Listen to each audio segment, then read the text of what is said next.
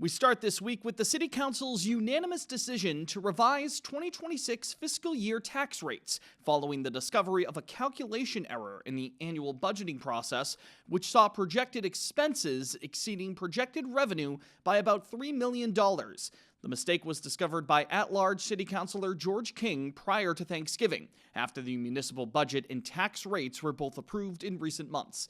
It's very complicated stuff, but to put it as simply as possible, miscalculations resulting in about a $3.2 million difference meant that local legislators had been working with more projected revenue dollars than what they should have been looking at, as King explained during the City Council meeting on Tuesday, December 9th.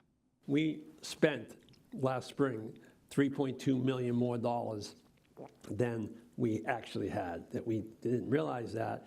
And if anyone looks closely, you can actually see it. Now, there are plenty of figures and moving parts to this conundrum, and more in-depth information can be found on our website. But to quickly summarize, the multi-million-dollar mistake could primarily be attributed to $1.6 million from an excess capacity miscalculation and $1 million from an additional 2.5% increase on the excess capacity that was never used in recent years. Projected revenues initially approved in Framingham's budget would have led to a 3.15% increase to the tax levy rate, as opposed to the 2.5% increase that local leaders had expected before.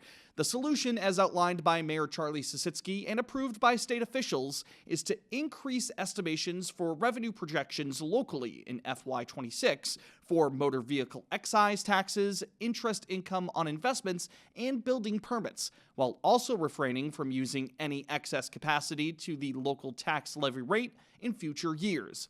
Sisitsky says this change will result in the average residential tax bill being about $50 less than what it would have been with the miscalculation, though shifting property valuations should still result in tax totals increasing to some extent compared to FY25. During Tuesday's meeting, residents and city council members alike called for actions to ensure that a miscalculation like this never happens again and to ensure transparency.